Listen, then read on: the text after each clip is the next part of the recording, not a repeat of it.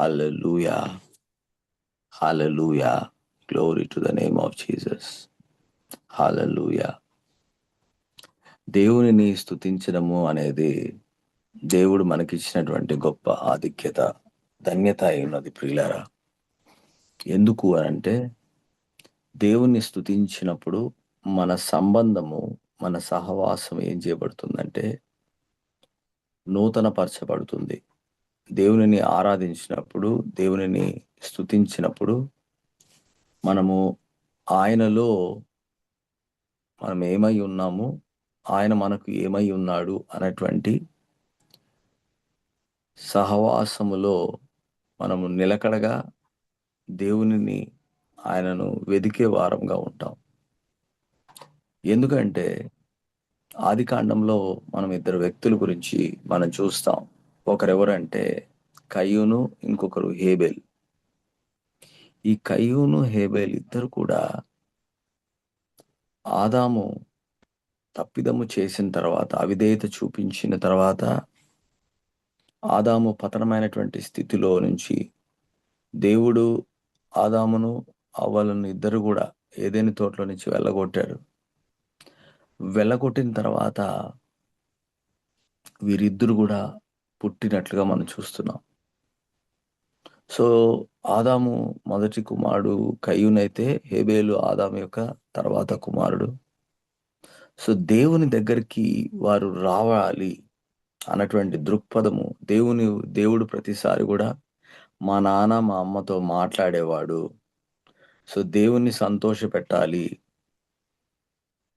దేవుని పట్ల ఒక వాంఛను కలిగినటువంటి వారు, అంటే దేవునితో సహవాస సంబంధము కలిగి ఉండడానికి వాళ్ళు ఏం చేశారంటే దేవుని దగ్గరికి రావడానికి ముందు అర్పణలు తీసుకురావాలి అన్నటువంటి ఆలోచన వచ్చింది.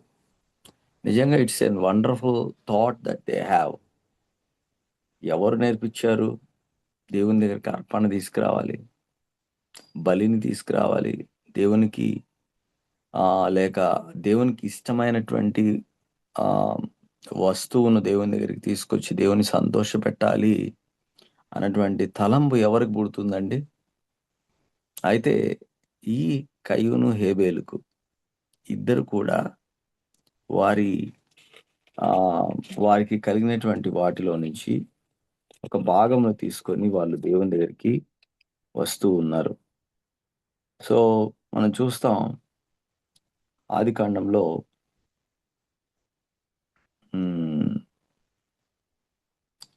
4వ అధ్యాయం 3వ వచనంలో, ఇంగ్లీష్లో చదువుతున్నాను. And in the process of time it came to pass that Cain brought of the fruit of the ground an offering unto the Lord, and Abel he also bought of the firstlings of his flock and of the fat thereof.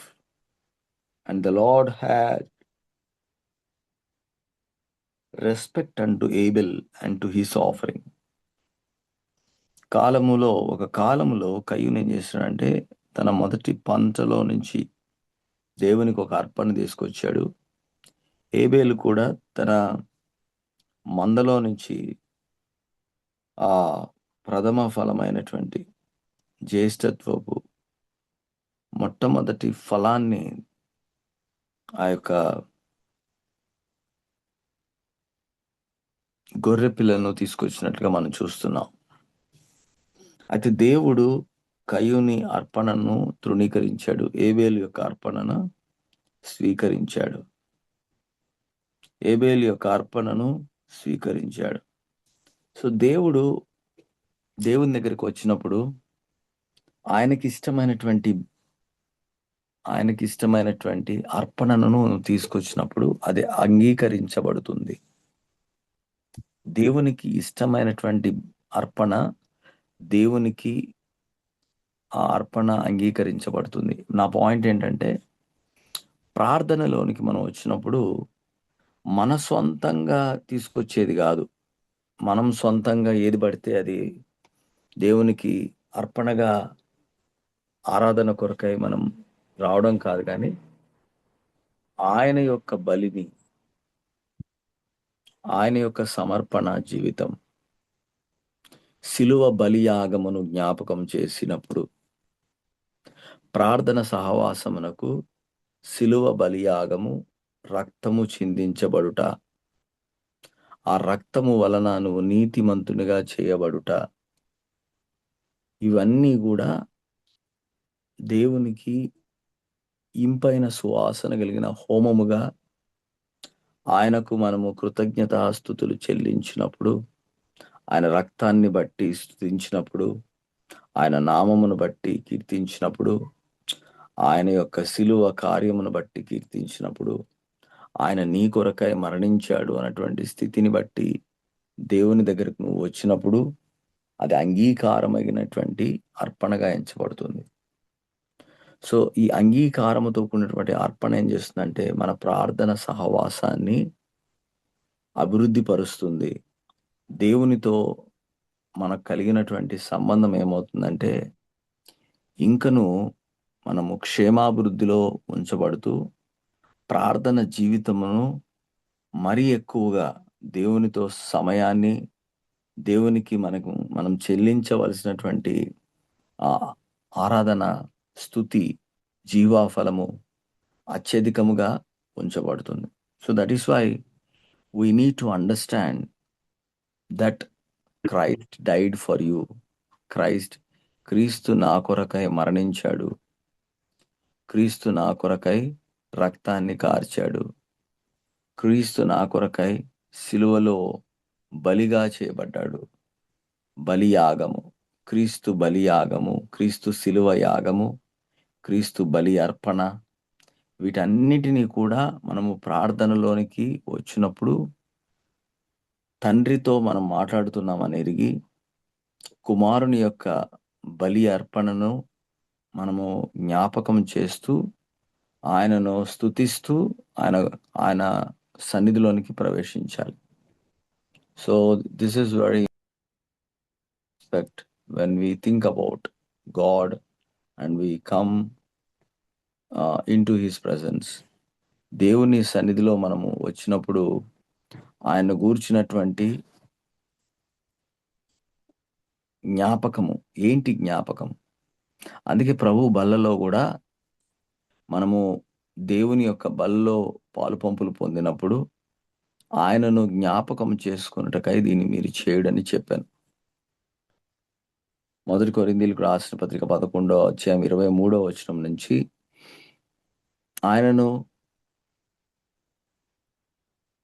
జ్ఞాపకం చేసుకోవాలి. చాలా వరకు నేను చిన్నప్పటి నుంచి ప్రభు బల్లలో పాలు పంపులు పొందినప్పుడు నాకు అర్థమైనటువంటి బోధ ఏంటంటే నువ్వు చాలా జాగ్రత్తగా బలలో పాలు పంపులు పొందాలి. ఏదైనా తప్పిదం చేసావేమో, ఏదైనా పాపం చేసావేమో, ఏదైనా అవిధేయతతో కూడినటువంటి కార్యాన్ని, దేవునికి ఇష్టము కానటువంటి కార్యాలు ఏవైతే ఉన్నాయో వాటిని నువ్వు చేసి ఉంటే బలలో పాలు పంపులు పొందొద్దు.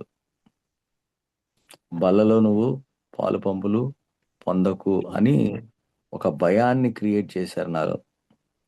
అందుకే బలలో పాలు పంపులు పొందినప్పుడల్లా అప్పటి వరకు జ్ఞాపకము రానటువంటి కార్యాలన్నిటినీ కూడా ఒకసారి జ్ఞాపకం తెచ్చుకొని భయం వచ్చేసేది అనమాట.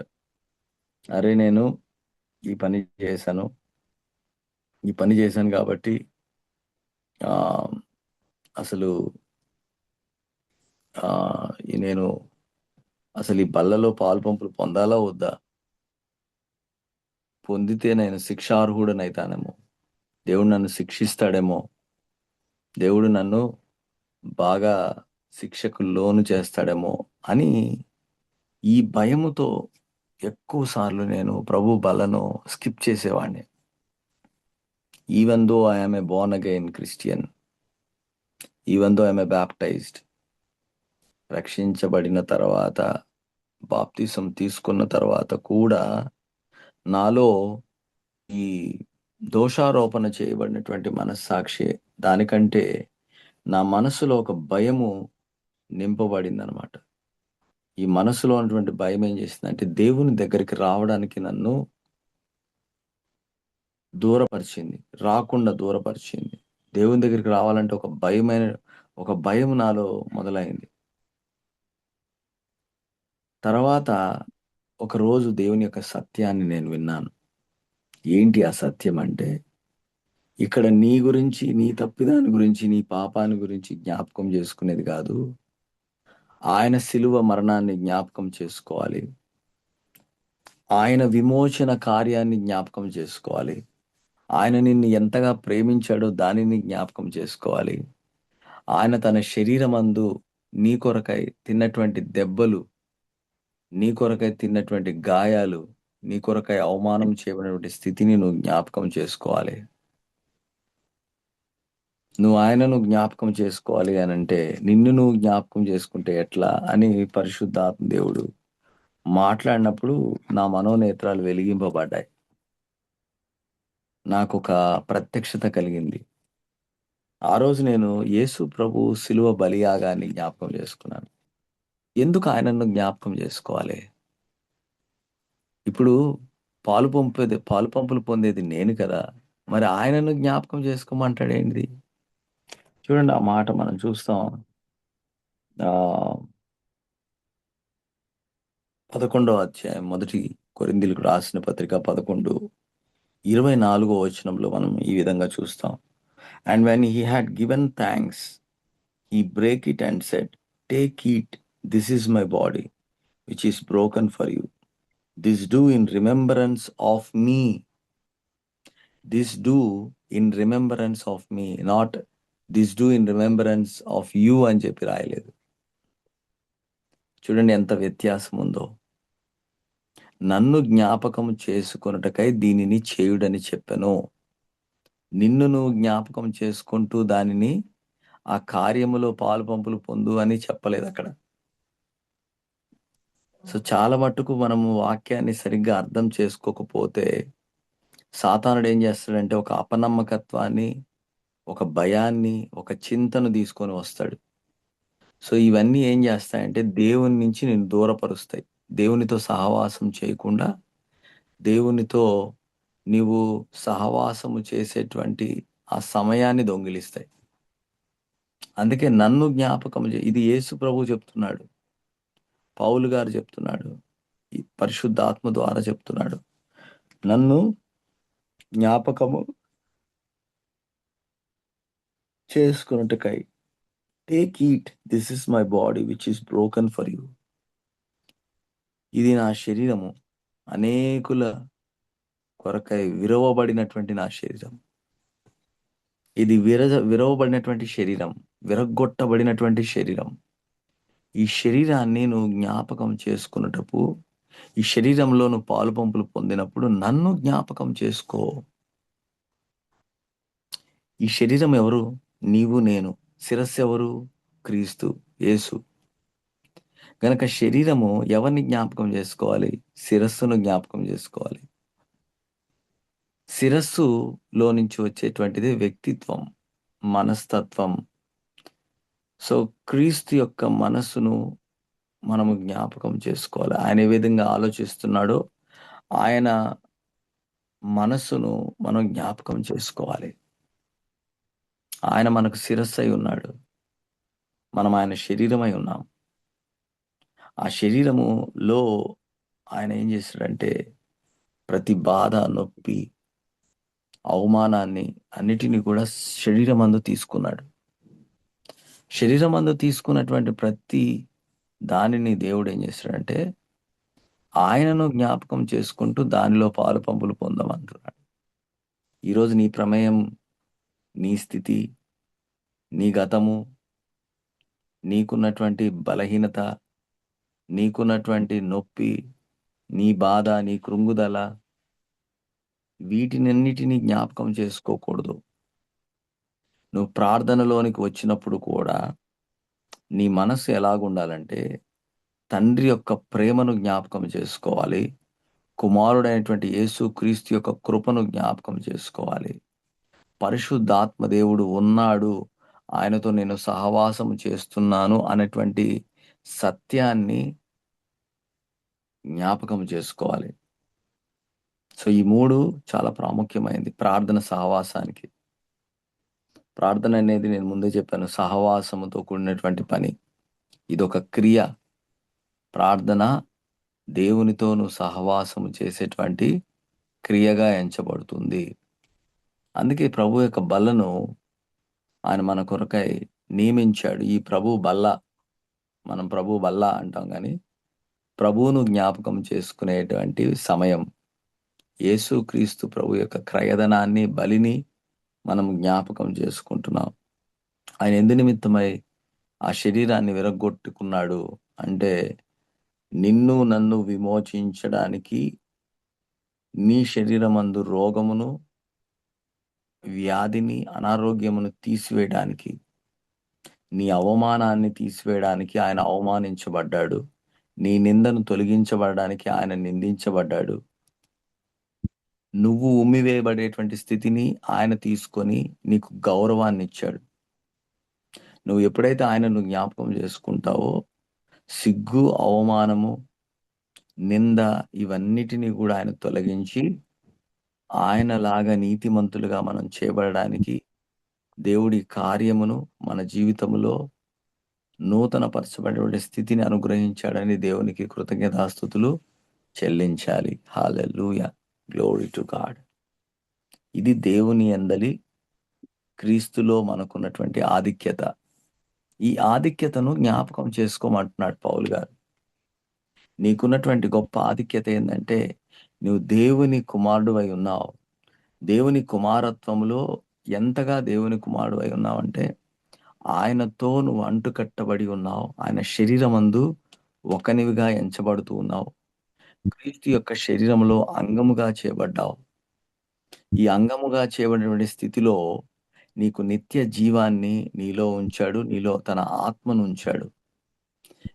జీవింపజేయు ఆత్మ ద్వారా నువ్వు దేవుని యొక్క శరీరములో అంటుకట్టబడి ఉన్నావు. ఎప్పుడైతే నీ ఆత్మ నూతన సృష్టిగా చేయబడిందో, పరిశుద్ధ ఆత్మదేవుడు నీలో నీ ఆత్మతో కలిసి పనిచేయడం ప్రారంభించాడో, ఇప్పుడు నువ్వు క్రీస్తుకు కలిగినటువంటి మనస్సును కలిగి ఆయన ఆత్మ ద్వారా నడిపించబడుతూ, బాగా వినండి, క్రీస్తుకు కలిగినటువంటి మనస్సును కలిగి ఆయన ఆత్మ అనగా పరిశుద్ధ ఆత్మ చేతను నడిపించబడుతూ ప్రార్థనలోనికి వస్తున్నావు. అందుకే యేసు ప్రభు ఆత్మపూర్ణుడై ఆత్మ చేత నడిపించబడుతూ శోధించబడి ఆ శోధనలో జయాన్ని పొందాడు. యేసు ప్రభు ఏ విధంగా అయితే ఆయన ఈ భూమి మీద ప్రతి కార్యములో ఆత్మ ద్వారా, ఆత్మ చేత నడిపించబడుతూ, ఆత్మ చేత నింపబడి, ఆయనకు అవసరం ఉందా? యేసు ప్రభుకి అవసరం ఉందా? ఆత్మ చేత నడిపించబడడం అనేది ఆయనకు అవసరమా? ఆయన దేవుడు కదా. ఈ సెల్ఫ్ సస్టైన్డ్, ఈ సెల్ఫ్ ఎగ్జిస్టెడ్ గాడ్ అయినా సరే, ఆయన నీ కొరకై నా కొరకై శరీరమందు మరణించాలి అంటే శరీరాన్ని ధరించుకోవాలి. శరీరాన్ని ధరించుకున్నటువంటి దేవుడు ఆత్మ చేత నడిపించబడడం నేర్పించాడు. తండ్రితో సహవాసం చేయడం అనేది ఆయన జీవన శైలిలో అలవాటుగా ప్రార్థనా జీవితాన్ని మనకు నేర్పించాడు. అందుకే వేకువజామునే చాలా చీకటిగా ఉన్నప్పుడే పెందల కడనే లేచి ఆయన అరణ్యమునకు ప్రార్థన కొరకై వెళ్ళేవాడు. అరణ్యము అనేటువంటి జీవితము, అరణ్యము అంటే మనకి జ్ఞాపకం వచ్చేది ఏంటంటే శ్రమలు, కష్టాలు, ఇవి అరణ్యము అంటారు. అరణ్యం అంటే అది కాదు. దేవుని ఆత్మ చేత వాగ్దానం కొరకై నువ్వు నడిపించబడేటువంటి స్థితి. ఇశ్రాయేలుకు వాగ్దానం ఇవ్వబడింది. వాళ్ళ అరణ్యము గుండా ఆ వాగ్దాన దేశానికి వెళ్ళారు. అయితే వాళ్ళ అరణ్యము సమయాన్ని పెంచుకున్నారు. నీ అరణ్యము సమయము పరిశుద్ధాత్మ చేత నడిపించబడితే అక్కడ దేవుని యొక్క కార్యాన్ని, దేవుని యొక్క నడిపింపును, ఆత్మ నింపుదలలో నీకు దేవుడు తన త్రోవను నీ పట్ల, నీ జీవితంలో సరళము చేయువాడై ఉంటాడు. సో ప్రార్థన జీవితం ఎటువంటిది అంటే, నీ త్రోవను నువ్వు సరళము చేసుకోవడానికి ఆత్మ సహాయము ద్వారా, ఆత్మ నడిపింపులో కొనసాగించబడడానికి చాలా ప్రాముఖ్యమైనటువంటి పని ప్రార్థన జీవితం. సో, అందుకే ప్రతిసారి కూడా మనం ప్రార్థించినప్పుడు ఆ రోజులో ప్రతిరోజు కూడా వాక్యము ద్వారా ఆయన సత్యాన్ని తెలుసుకొని, పరిశుద్ధాత్మ దేవుడి మీద ఆధారపడుతూ, మనం ఎప్పుడైతే ప్రార్థనలో కొనసాగించబడతామో, ఆత్మ నడిపింపు ద్వారా నీవు ముందుకు వెళుతూ ఉన్నప్పుడు నీ అడుగులు స్థిరపరచబడతాయి. నీవు దేవుని త్రోవలో నడుచువాడవుగా ఉంటావు. ఆయనతో పాటి కూర్చుండబెట్టేటువంటి స్థితిని, అధికారాన్ని దేవుడు నీకిచ్చి ఉన్నాడు అన్నటువంటి దృక్పథంతో ఆత్మ నడిపింపులో నువ్వు ఎప్పుడైతే ముందుకు నడుస్తూ ఉంటావో, దేవుడు తన కార్యాన్ని, తన ప్రణాళికను భూమి మీద నీ ద్వారా జరిగించటానికి దేవుడు పూనుకుంటాడు. So, you become more witness unto God. నువ్వు దేవుని కొరకై గొప్ప సాక్షివిగా చేయబడతావు. నువ్వు అనేక జనములకు వెలుగును దేవుడు నీ మీద కలిగించి ఉదయించువాడవుగా చేస్తాడు. అందుకే నన్ను జ్ఞాపకం చేసుకొనుటకై, అలాగనే ఆయన ఆ పాత్రలో కూడా, ఈ పాత్ర నా వలనైన క్రొత్త నిబంధన, మీరు దీనిలోని త్రాగునప్పుడెల్లా నన్ను జ్ఞాపకం చేసుకొనుటకై దీన్ని చేయుడని చెప్పాను. యేసు ప్రభువును జ్ఞాపకం చేసుకోవాలి. ఆయన రక్తాన్ని, ఆయన శరీరాన్ని జ్ఞాపకం చేసుకోవాలి. ప్రార్థనలో కూడా నువ్వు ఆయన రక్తాన్ని, ఆయన శరీరము అనగా జీవాహారమైనటువంటి వాక్యాన్ని జ్ఞాపకం చేసుకోవాలి. ఆయన రక్తము సూచనము ఏంటంటే, మనము నిబంధనకు వారసులముగా చేయబడ్డాము అనేటువంటి స్థితిని జ్ఞాపకం చేస్తుంది. ఆయన శరీరము జీవాహారము అనగా ఆయన మనకు జీవమునిచ్చేటువంటి ఆహారమై ఉన్నాడు. జీవ ఆహారము. ఆయన్ని మనం భుజించాలి. మన ఆత్మకు ఆహారం ఏంటి అనంటే జీవ ఆహారము. ఆయన శరీరాన్ని అందుకే జ్ఞాపకం చేస్తున్నాడు. ఆయన శరీర రక్తములో నువ్వు పాలు పంపులు పొందినప్పుడు ప్రతిసారి కూడా ఆయన నాకు జీవాహారమై ఉన్నాడు. ఆయన నిర్దోషమైన, నిష్కలంకమైనటువంటి రక్తమును బట్టి, ఆయన నా కొరకై కార్చినటువంటి రక్తంలో నేను పాలు పంపులు పొందుతున్నాను అన్నటువంటి దృక్పథము ఏం చేస్తుందంటే, నీకు ధైర్యాన్ని ఇస్తుంది, భయాన్ని పోగొడుతుంది, చింతను దూరపరుస్తుంది. వ్యక్తిగతంగా నువ్వు దేవునితో దేవుని యొక్క సహాయము కొరకై కనిపెట్టువాడవుగా ఉంటావు. ఆయన మీద ఆధారపడే వ్యక్తివిగా ఉంటూ ఉంటావు. ఆయన నీ కొరకై ఏమి చేశాడు అన్నటువంటి ఆలోచనలో నీకు బహు విశ్వాసం కలుగుతుంది. నువ్వు దేవుని యొక్క చిత్తాన్ని ఎరగడం ప్రారంభించబడతావు. ఎక్కడైతే దేవుని చిత్తాన్ని నువ్వు తెలుసుకుంటావో అక్కడ దైవికమైనటువంటి ఆత్మ వలలో విశ్వాసం మొదలవుతుంది. అందుకే విశ్వాసము ద్వారా నువ్వు దేవునికి ఇష్టడుగా ఎంచబడతావు. విశ్వసించుట నీ పని, కార్యము చేయుట ఆయన పని. మళ్ళా చెప్తున్నాను, ప్రార్థనలో విశ్వాసం అనేది ఎంతగానో అవసరం. ఎంత అవసరం అంటే, ప్రతిదాని నిమిత్తమై నీవు జీవాహారం అన్నటువంటి వాక్యము దగ్గరికి వచ్చినప్పుడు, ఆ జీవ ఆహారములో నీకు ధైర్యమును, విశ్వాసము ప్రారంభించబడుతుంది. ఈ జీవాహారం ఏ విధంగా పనిచేస్తుందంటే, ఆయన రక్తము ద్వారా నీవు నీతిమంతుడుగా చేయబడ్డావు. నీతిమంతుడిగా తీర్పు నొందావు. You are not somebody who have done lot of mischief. పాపము చేయవాడుగా తీర్పుని ఇవ్వలేదు గాని దేవుడు నిన్ను నీతిమంతుడుగా తీర్పునిచ్చాడు. You become a righteousness of Christ. క్రీస్తులో నువ్వు నీతిమంతుడివి. దానిని తెలియపరిచేదే ఆయన రక్తమై ఉన్నది. ఆయన రక్తము ద్వారా నేను నీతిమంతునిగా తీర్చబడ్డాను.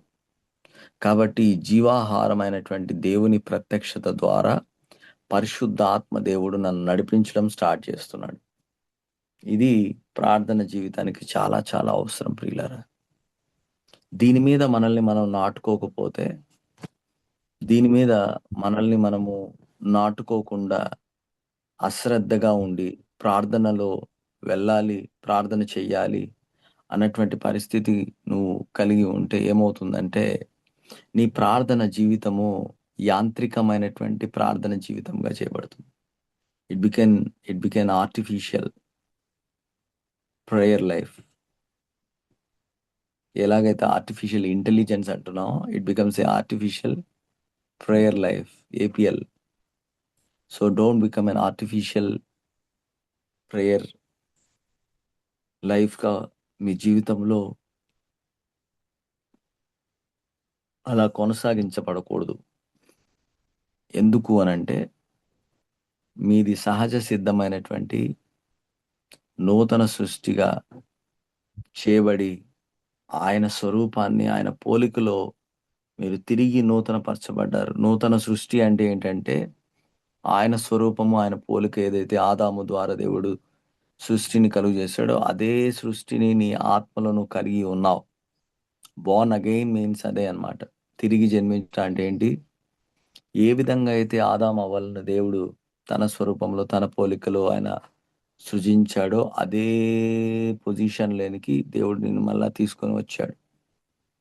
అయితే నీ మనసు ఏం చేస్తుందంటే, దాని గురించినటువంటి ఆలోచన లేకుండా నిన్ను వెనక్కి లాగుతూ ఉంటుంది. సో, మనస్సుతో నువ్వు మాట్లాడాలి. మనస్సును నూతనపరుచుకోవాలి. దానికి వాక్యం అవసరం. ఆహారం అవసరం.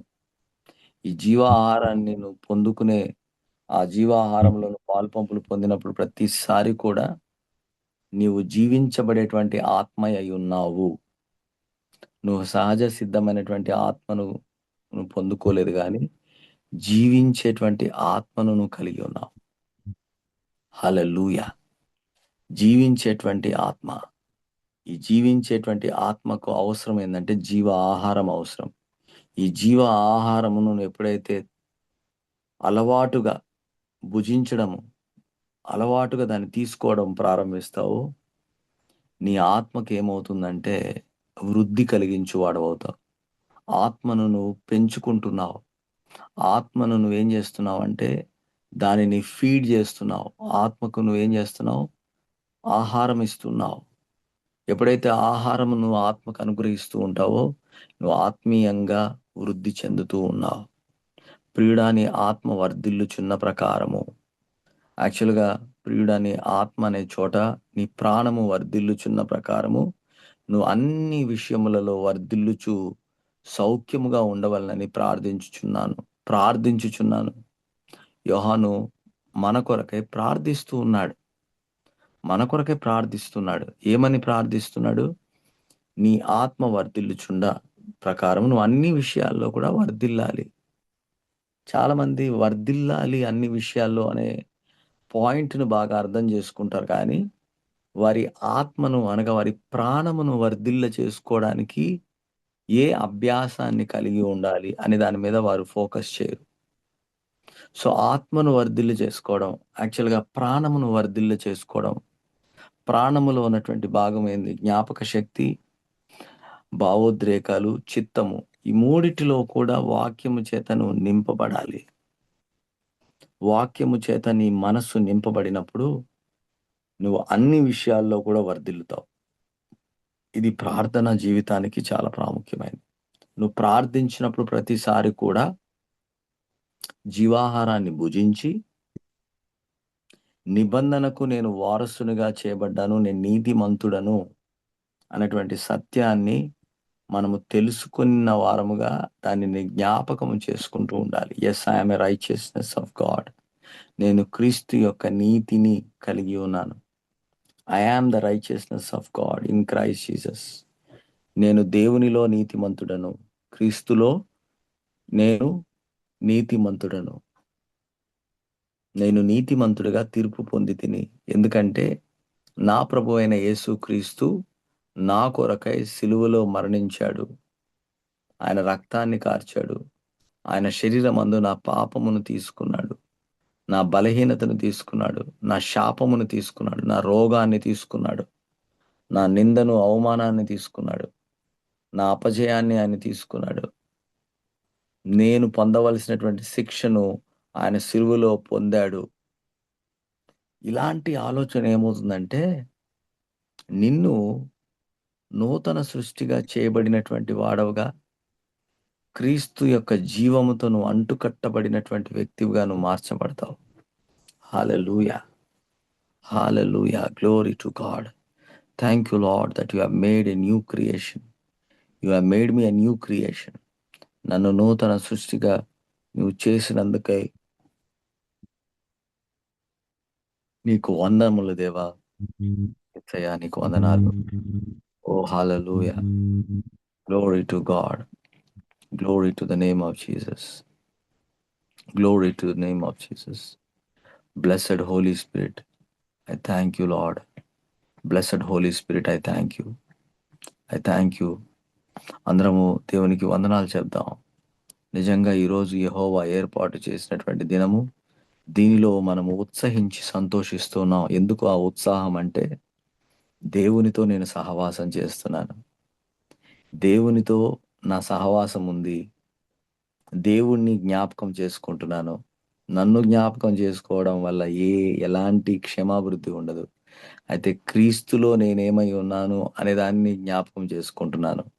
నా వ్యక్తిత్వము క్రీస్తులో ఉంచబడిందని నేను జ్ఞాపకం చేసుకుంటున్నాను. My life is in him.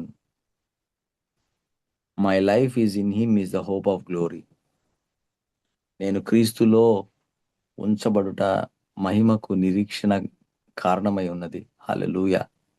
ఈరోజు నేను ఎలా ఉన్నాననే పాయింట్ కాదు. ఆయనలో నేనేమై ఉన్నాననేది పాయింట్. నీ ప్రార్థన సహవాసానికి చాలా చాలా ఇంపార్టెంట్ అండి. నీ బలహీనతలున్నాయి. అన్నీ ఉండొచ్చు. కానీ నేను క్రీస్తులో. క్రీస్తులో అనే మాటలో నీకు ధైర్యం కలుగుతుంది. క్రీస్తులో అన్నటువంటి సత్యము ద్వారా నువ్వేం చేయబడతావంటే, నీవు ఒంటరిగా లేవు. క్రీస్తులో నువ్వు ఐక్యపరచబడిన వ్యక్తివి. హల్లెలూయా! Thank you Lord Jesus. Because of his grace, ఆయన కృప ద్వారా నిన్ను ఆయన తన వ్యక్తిత్వములో ఒకనిగా చేసుకున్నాడు. ఇప్పుడు నీకంటూ వ్యక్తిత్వం ఏంటి అనంటే, క్రీస్తు అన్నటువంటి వ్యక్తిత్వాన్ని నువ్వు కలిగి ఉన్నావు. ఇది ప్రార్థనకు చాలా ధైర్యమునిచ్చేటువంటి మాట. మీరు ప్రార్థనలోనికి ప్రవేశించుటట్లు, మీరు ప్రార్థనలోనికి ప్రతిసారి ప్రవేశించబడేటప్పుడు మీరు అడిగినవన్నీ పొంది ఉన్నామని నమ్ముడి. ఏం అడుగుతున్నావు?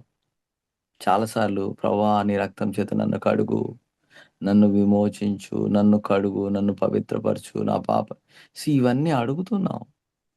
కానీ దేవుడు సిలువలో దానిని చేసేశాడు.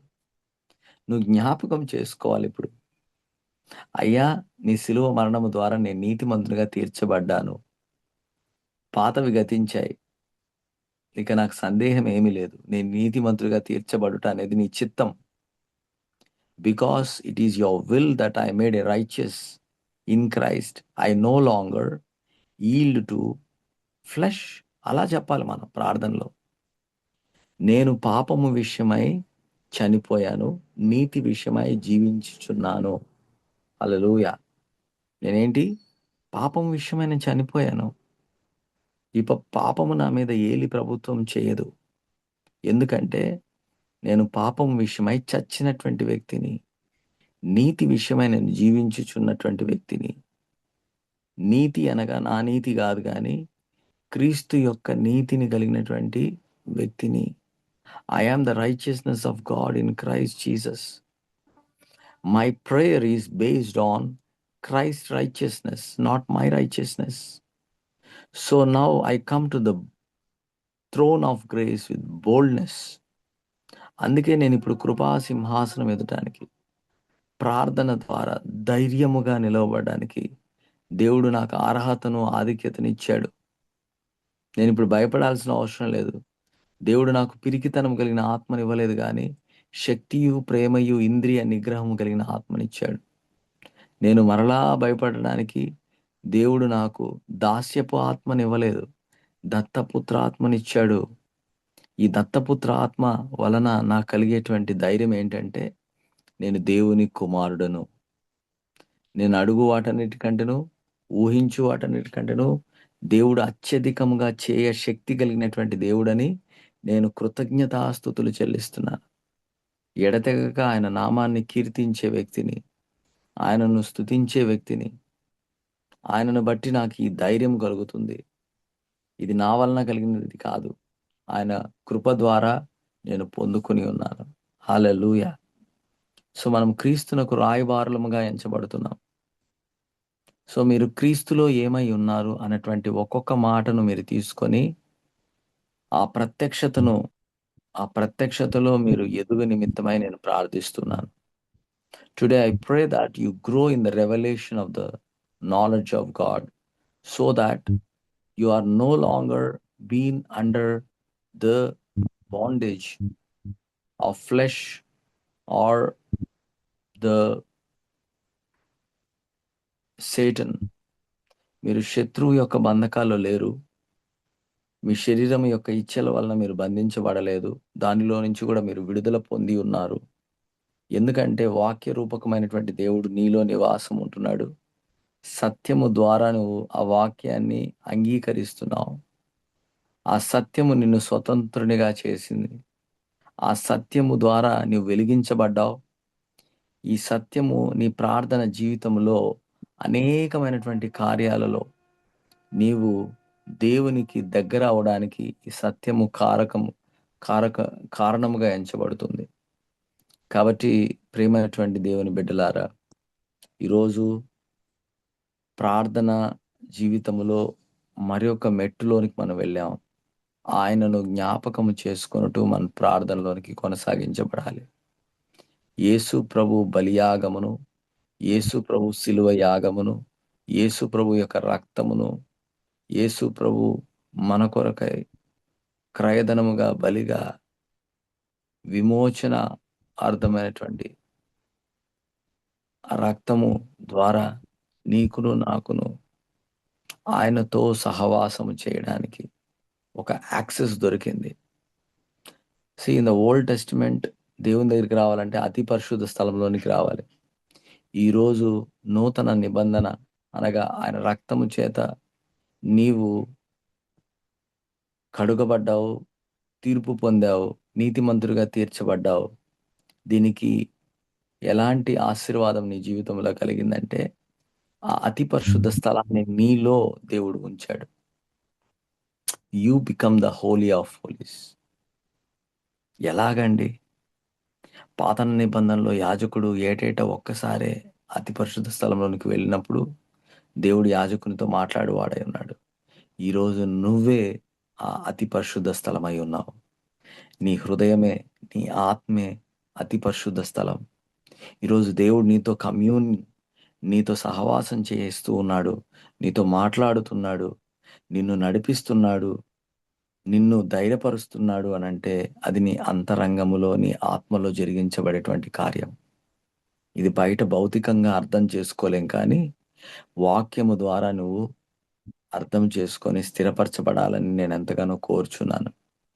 నాలో నివసించేటువంటి ఆత్మ, నన్ను ధైర్యపరిచేటువంటి ఆత్మ, నన్ను క్షేమాభివృద్ధి నొందించేటువంటి ఆత్మ, అంతేకాకుండా నేను ఆత్మ చేత నడిపించబడడానికి యోగ్యత, అర్హత నేను కలిగి ఉన్నాను అనే దాని కొరకై ఆ శిలువ రక్తము ద్వారా నేను విమోచించబడ్డాను అని నేను జ్ఞాపకం చేసుకుంటూ ఆయన బలలో అనగా ఆయన శరీరంలో, ఆయన రక్తములో నేను పాలు పంపులు పొందుతున్నాను.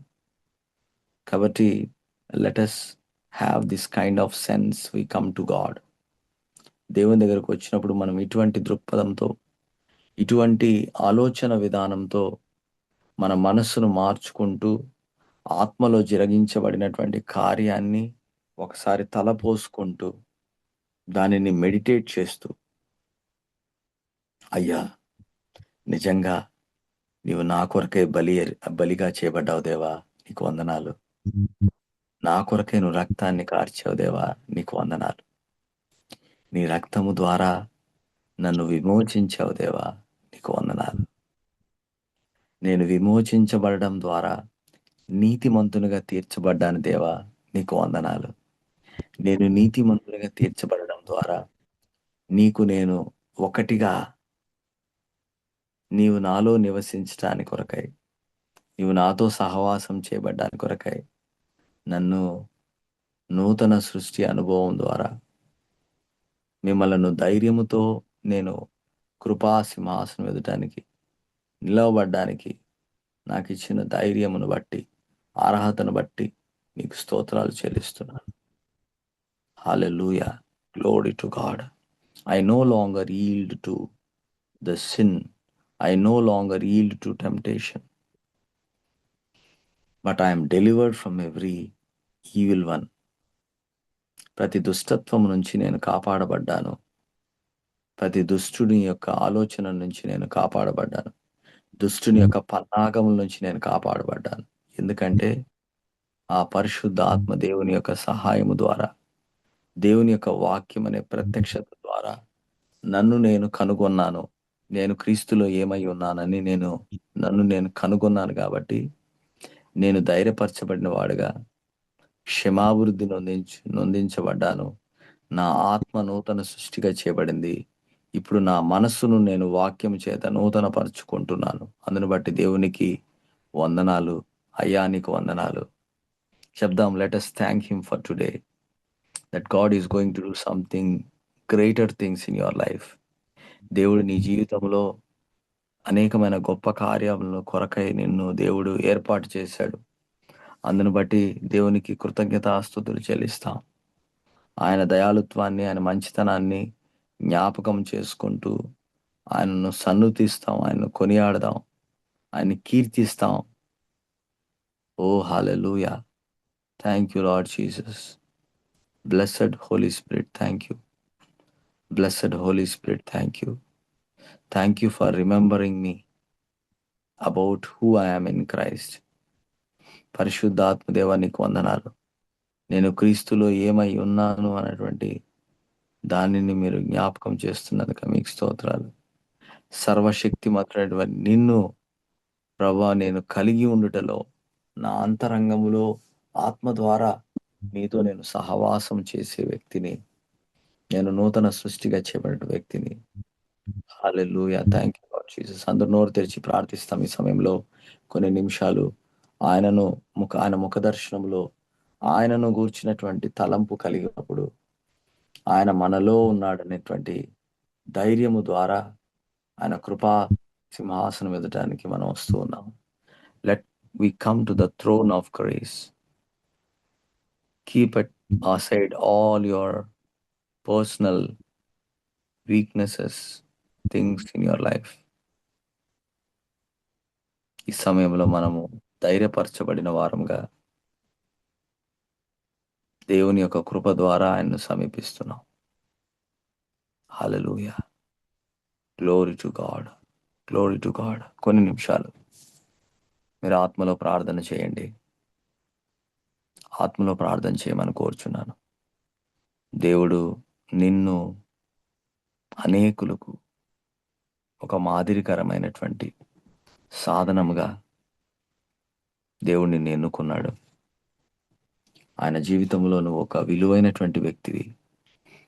ఆయన యొక్క దృష్టిలో నువ్వు విలువైనటువంటి సాధనముగా ఎంచబడుతున్నావు. ఆయన అర్హమైనటువంటి పాత్రగా నేను చేశాడు. ఘనత నిమిత్తమైనటువంటి పాత్ర. నేను ఘనత నిమిత్తమైనటువంటి పాత్రగా దేవుడు నన్ను నూతనపరిచాడు, పునరుద్ధీకరించాడు. సమకూర్చినందుకై దేవునికి వందనాలు. తండ్రి దేవానికి వందనాలు. నీ ప్రియకుమారుడు యేసు క్రీస్తు ద్వారా మీరు నాకు అనుగ్రహించిన రక్తాన్ని బట్టి, ఆ రక్తము ద్వారా నేను విమోచించబడడం, ఆ విమోచన కార్యము ద్వారా నేను నీతిమంతుడనని తీర్పు తీర్చబడ్డాను. నేను పాపమునకు చచ్చిన వాడును, నీతి విషయమై బ్రతికించబడి జీవించువాడను. ప్రతి శోధన మీద నాకు విజయాన్ని ఇచ్చినందుకై నీకు వందనాలు. నీ కుమారుడిగా నన్ను ఉంచుకున్నందుకై మీకు వందనాలు. నీకు దగ్గర అవడం అనేది నీ చిత్తమై ఉన్నది. నీతో అన్యోన్య సహవాసము కలిగినటువంటి వాడనగా ఈ ఉదయకాలమున జ్ఞాపకం చేసినటువంటి లేఖన భాగాలను బట్టి వందనాలు. అయ్యా నీకు స్తోత్రాలు.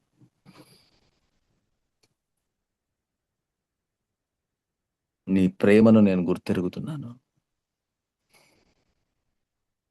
దేవుడు మన ఎడల తన ప్రేమను వెల్లడిపరిచి ఉన్నాడు. ఎట్లనగా నేను ఇంకను పాపి అయి ఉన్నప్పుడు యేసు క్రీస్తు ప్రభువును నా కొరకై మరణానికి అప్పగించావు దేవా. బలిగా చేశావు. నన్ను విమోచించి విడుదల చేశావు. అందును బట్టి నీకు వందనాలు. Thank you Lord Jesus. Thank you father. ప్రభా, ఈ దినంలో నాయన మీ బిడ్డలు ఎవరైతే ఈ ప్రార్థన కొరకై కూడి వచ్చారో ప్రతి వారి మీద మీ ఆత్మను కుమ్మరిస్తున్నాను. మీ అభిషేకాన్ని విడుదల చేస్తున్నాను. మీ యొక్క మాటను, మీ వాగ్దానాన్ని విడుదల చేస్తున్నాను. You no longer be under something that you are bound. నువ్వు ఇప్పటి వరకు దేని ద్వారా అయితే బంధించబడ్డావో ఆ కట్లన్నీ కూడా దేవుడు విరగగొడుతున్నాడు. యేసు నామములో ఆ కట్లన్నిటిని దేవుడు విరగొడుతున్నాడు. You are now the son of God. నువ్వు ఇప్పటి నుంచి దేవుని కుమారుడు. క్రీస్తులో నీ జీవం దాచబడి ఉన్నది. క్రీస్తు ద్వారా నువ్వు బ్రతికించబడుతున్నావు.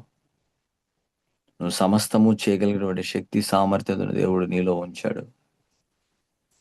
అందుకే ఆయన మీద ఆధారపడుతూ ఆయనతో సహవాసం చేయడానికి ప్రతి దినము కూడా ప్రార్థనలోనికి రావాలని నేను ఎంతగానో కోరుచున్నాను.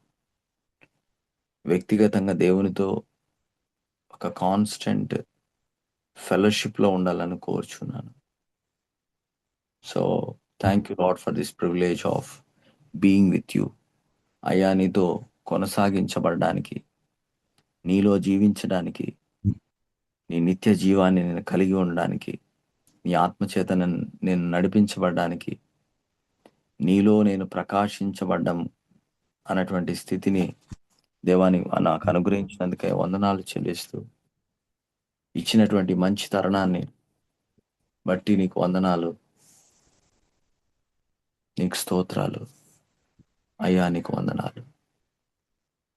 అయ్యా నీకు స్తోత్రాలు. Thank you Jesus. Thank you Lord. Thank you Father. Thank you Holy Spirit God. Thank you Lord. We say genuinely thank you for everything that you did and going to do. ఇంతవరకు మీరు చేశారు, చేయబోచున్న ప్రతి కార్యమును బట్టి వందనాలు. నీ బిడ్డలను మీరు బలపరిచినందుకే వందనాలు. ఆత్మలో వారు పొందుకున్నటువంటి ప్రతి ఒక్క ఆశీర్వాదాన్ని మీ వాక్యము ద్వారా దాన్ని స్థిరపరచండి, నాటండి. దాన్ని ఎవడు కూడా దొంగిలించబడకుండా అది ఫలింపజేయడానికి ఆ విత్తనాన్ని లోతైనటువంటి విత్తనంగా నాటబడులాగా ప్రార్థిస్తున్నాను. ఈరోజు మీ బిడ్డలనైనా వారు చేయుచున్న ప్రతి పనిలో మీరు తోడై ఉండి సఫలం చేసిన దేవానికి స్తోత్రాలు. యేసునామంలో స్తుతించి గణపరిచి అడిగి పొంది ఉన్నాము తండ్రి. ఆమెన్. మన ప్రభువైన యేసుక్రీస్తు యొక్క కృప, పరమతండ్రి దేవుని యొక్క ప్రేమ, పరిశుద్ధాత్మ యొక్క అన్యోన్య సహవాసం మనతోనూ సకల పరిశుద్ధులతోనూ ఇప్పుడును ఎల్లప్పుడూ సదాకాలము తోడై ఉండి నడిపించునుగాక. Amen. Amen. Thank you for this time that you are with us. మీరందరూ కూడా ఈ ప్రార్థన సహవాసంలో కూడి వచ్చినందుకై నేను ఎంతగానో సంతోషిస్తున్నాను. ఎందుకంటే ఆయన మంచితనాన్ని, ఆయన కృపా సత్యాలను, ఆయన మన కొరకై చేయబడినటువంటి శిలువ కార్యాన్ని మనం జ్ఞాపకం చేసుకున్నాం. దీనిలో మీరు ఎంతగా మెడిటేట్ చేస్తారో దేవునితో మీరు అంత దగ్గర అవుతూ ఉంటారు. దేవుడు మిమ్మల్ని అందరినీ కూడా ఆశీర్వదించి దీవించునుగాక. తిరిగి మనము రేపటి దినము ఉదయకాలమున 5 నుంచి 6 గంటల ప్రాంతంలో మనము దేవుని యొక్క సన్నిధిలోనికి కూడి వస్తాం. అంతవరకు ప్రార్థనలో, వాక్యములో ఆయనతో మీరు అంటుకట్టబడి ఆత్మచేత నడిపించబడాలని నేను ఎంతగానో కోరుచున్నాను. God bless you all. Amen.